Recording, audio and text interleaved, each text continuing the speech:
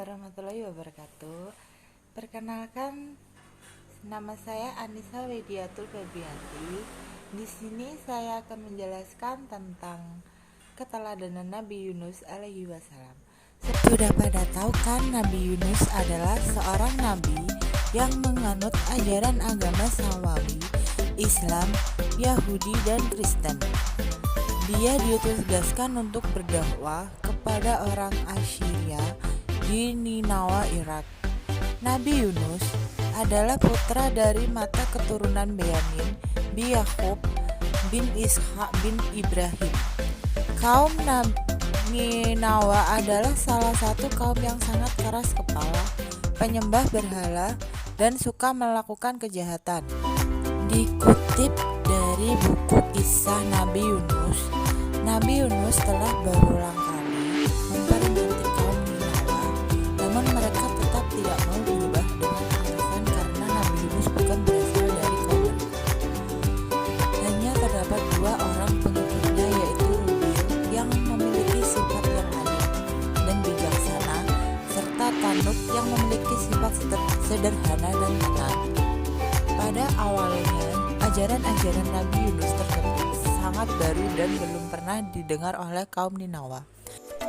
Oleh karena itu, kaum Ninawa tidak dapat menerimanya untuk menggantikan ajaran dan kepercayaan warisan nenek moyang. Dan pada saat itu, Nabi Yunus merupakan orang asing yang bukan dari keturunan mereka. Ajaran Nabi Yunus tidak sedikit pun menggugah hati kaum Ninawa, hingga keadaan yang membuat Nabi Yunus sangat berputus asa. Dia beranggapan bahwa tidak ada kaum Ninawa untuk beriman kepada Allah Subhanahu wa Ta'ala. Setelah lewat 40 hari, tiba-tiba muncullah awan gelap di pagi hari. Dan di siang harinya, mereka melihat cahaya merah, seperti api hendak turun dari langit. Kaum Nabi Yunus pun pada akhirnya ketakutan dan berbondong-bondong mencari Nabi Yunus, namun tidak ditemuinya. Lalu mereka bertaubat dan menjalankan ajaran Nabi Yunus, dan azab Allah Subhanahu wa Ta'ala tidak jadi diturunkan. Nabi Yunus alaihi salam tidak tahu harus pergi kemana. Ia pun akhirnya tiba di tepi laut dan menumpang pada sebuah kapal. Sebenarnya penumpang kapal sudah cukup banyak, dan ketika di tengah laut, kapal itu kehilangan kendali akibat dihantam badai dan ombak yang dahsyat.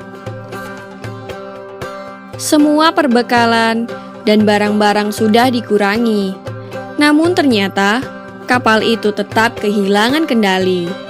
Sang nahkoda memutuskan untuk melempar salah seorang penumpang ke tengah laut yang ganas itu. Maka diadakanlah undian di atas kapal, dan sampai 3 kali selalu nama Nabi Yunus yang muncul. Tak dapat ditolak lagi, maka Nabi Yunus dilempar ke tengah laut. Allah Subhanahu wa Ta'ala tidak menghendaki Rasulnya binasa. Seekor ikan paus besar diperintahkan untuk menelan hidup-hidup Nabi Yunus. Di dalam perut ikan paus itulah Nabi Yunus menyadari akan kesalahannya yang telah meninggalkan kaumnya. Ia berdoa kepada Allah dan bertobat kepadanya. Ya Allah, tiada Tuhan selain Engkau, Maha Suci Engkau. Sesungguhnya aku telah menganiaya diriku sendiri, dan aku termasuk golongan orang yang zalim. Doa Nabi Yunus di dalam perut ikan paus. Atas kesungguhannya dalam berdoa dan bertaubat, maka dengan rahmat Allah Subhanahu wa Ta'ala, Nabi Yunus dikeluarkan dari perut ikan paus. Ia pun terdampar di tepi pantai dalam keadaan yang sakit dan lemah. Setelah Allah mengembalikan kekuatan dan kesehatannya, ia segera kembali ke kaumnya. Tak disangka, ternyata kaumnya itu nampak menyambut kedatangannya dengan gembira. Lebih dari 100.000 orang telah diseru Nabi Yunus untuk menyembah Allah, Dan karena kaumnya taat dan bersedia diajak beribadah kepada Allah, maka Allah pun memberikan kelapangan, kemakmuran, dan ketentraman hidup untuk Nabi Yunus alaihissalam dan kaumnya. Demikian kisah Nabi Yunus yang ditelan ikan paus. Semoga kisah ini dapat mempertebal iman kita kepada Allah Subhanahu wa Ta'ala. Amin ya Rabbal 'Alamin.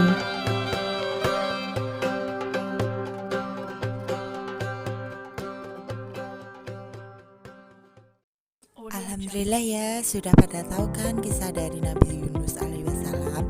Sekarang apa dari pesan moralnya dari video tersebut dan apa hikmahnya? Semoga dari video ini kalian sudah mengenal Nabi Yunus ya.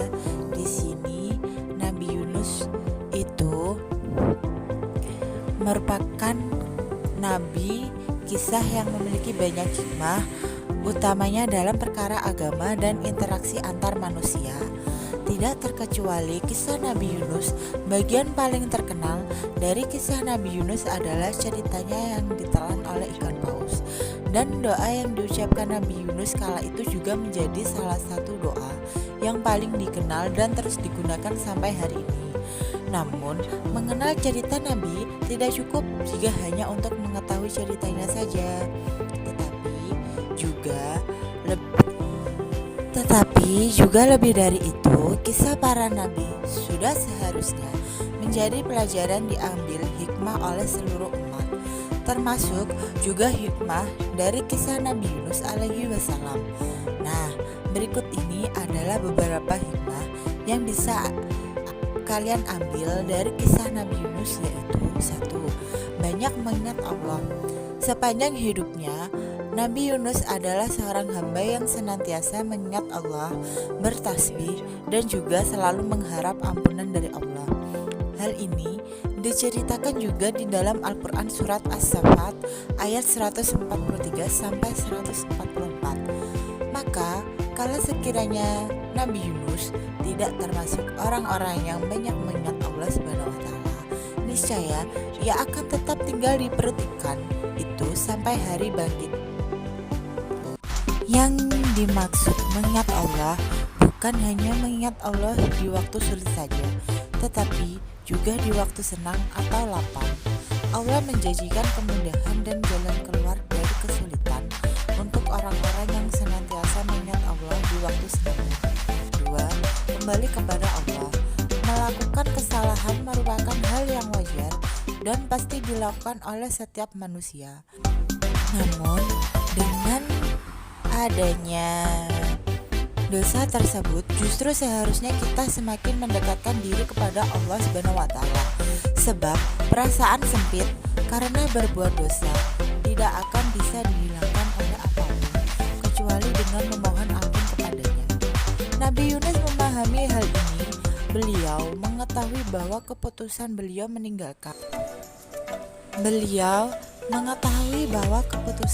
meninggalkan kaumnya disertai rasa marah dan putus asa. Setelah menyadari kesalahannya, maka beliau terus memohon ampun dan mengucapkan kalimat tauhid, kemudian bertasbih sebagai wujud pengakuan atas dosa dan diperbuatnya sebagai pengakuan atas kesempurnaan Allah dari segala kekurangan dan kelemahan. Di sini Nabi Yunus terus menghafalkan sampai dengan hari ini, yaitu doanya, tiada Tuhan selain Engkau, Maha Suci Engkau, dan sesungguhnya aku termasuk orang yang zalim. Doa ini disebut doa sebagai jawaban apabila seorang muslim memanjatkan pada saat berada di dalam bencana. Audio Jungle. Nah, yang ketiga yaitu sabar dalam berdakwah. Kisah Nabi Yunus juga mengungkapkan pembelajaran yang tidak terkira bagi para pendakwah atau dai, yaitu pelajaran atau untuk bersabar dan berdakwah, dan juga percaya bahwa bersama kesulitan ada kemudahan. Ketika Nabi Yunus memutuskan untuk keluar dari kesulitan, beliau malah mendapatkan kesulitan lain,